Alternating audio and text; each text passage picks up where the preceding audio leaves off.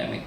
So, and it's looking like even more. So, we reached that financial size and momentum where we could actually invest 6-7 years ago in completely new platforms, bringing all our 30 years of learnings into this and anticipating what the future is going to be like from a technology perspective. So we're still keeping our successful V5 product because sometimes people want a system which has been tested for 20 years. Sure, there is that part of the market.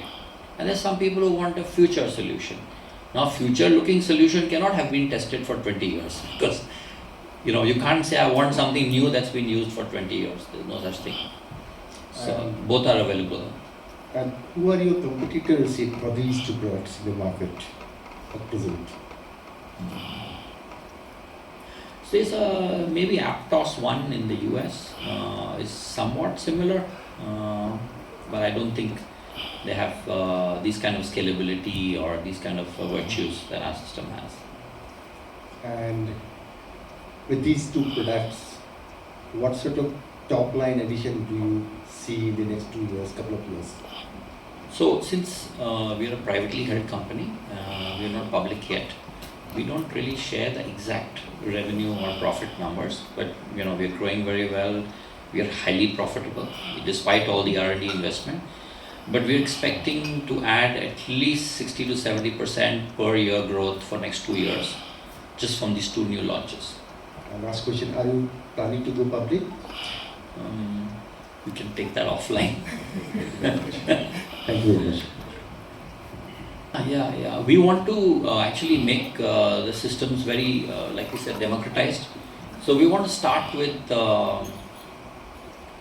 being affordable to someone who's got 5 to 10 stores or who's got about a few crores of e-commerce business also. So we want to start with as the lowest base plan of about maybe 50,000 rupees a month kind of thing for a SME to be able to start off with us. But not a SSME, not a one store, because then training, support for them to understand how to use the AI, how to use the APIs, it would be a bit of a challenge.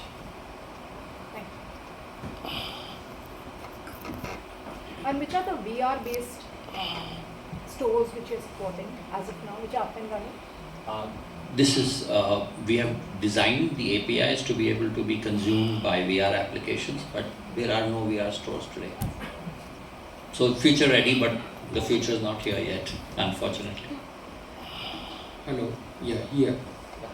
Naresh from MUMBAI. In a simple language, what I understand it, you are going to facilitate the retailers right from the inventory, managing inventory to the end customer. Yeah. You want to give retail new dynamics. So, and as you said that there is no such format in India. As you are present in 24 countries, but in India, this will be the new concept. So, and almost all the big players in your target customers, they may have developed their own in-house arrangement for all these things. So how you will go and have you target any market share or something like that for India? Yeah. So yes, India used to be a country where, and I've been in the IT industry in India for 35 years, 36 years now. India used to be a country where large companies developed their own software. Used to be. And I saw till about 10 years ago. 10, 12 years ago, I saw a change where they realized that it's much better to buy the best of the best software and use that because productivity became very important. But there are still countries like Vietnam and Indonesia where they develop their own software. I would say India has gone far ahead. The mindset is like, I'll pay full price but get something good and let my people work with the best system available in the market. So I don't see in-house development as a competitor. Firstly, because the corporates in India are very advanced actually in their thinking, number one. More than most Asian countries, I'll tell you, because we work in both places. Secondly, I don't think they would put that kind of investment and time and energy that we've put in and the experience that we brought over these years. No in-house department can put that together. Because we are aggregating resources from across so many countries, so many people, so many years. Very difficult to replicate that. But I feel that we already have a significant market share in India with our V5 platform. All of them are very interested. They will all be there with us at another event tomorrow.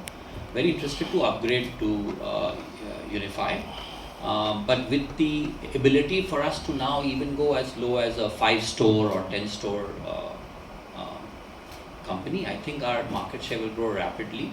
I would be quite comfortable to say in next 3 years we should have about 10 to 15% of the technology market share for retail and e-commerce in India. Naresh ji, you have presence in 24 countries at present. Can you give me some kind of breakup of the revenue? So for the geography is concerned. Yeah, I can. I would say it's 2/3 of the business, that's 65% of the business, comes from India, Indonesia and Philippines. That's one part. Let's say 60% comes from India, Indonesia and Philippines, with India contributing say 20%, Indonesia 20%, Philippines 20%. Approximately, give or take a couple percentage. Another about 15% comes from multinationals for global rollout, for a full like Asia Pac rollout. So that takes us to about 75 to 80%. The balance comes something from Malaysia, something from Vietnam, something from Middle East, something from Australia, New Zealand, something from China. So like the rest is all spread out. And with these two products, whether the mix will change going forward? I think so, because we are not discontinuing the V5 till 2030 at least.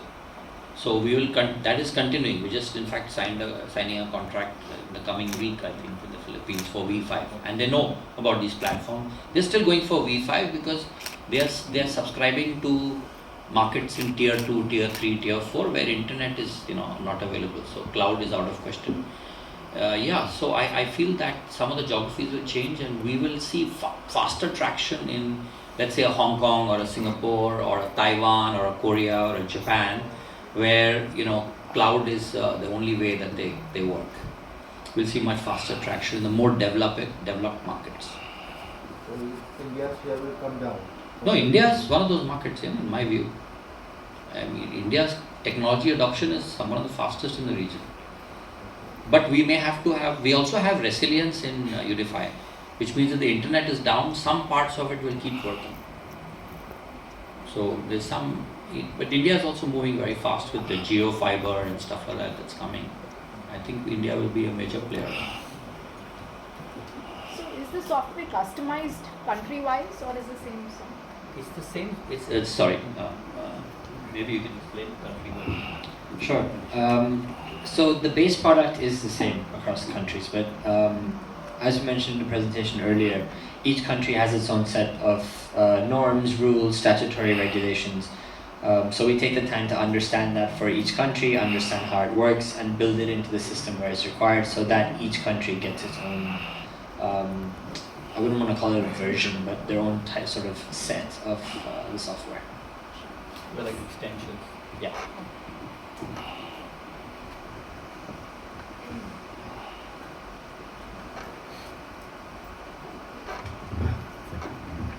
Any more questions? All right, then thank you so much, all of you. Thank you so much.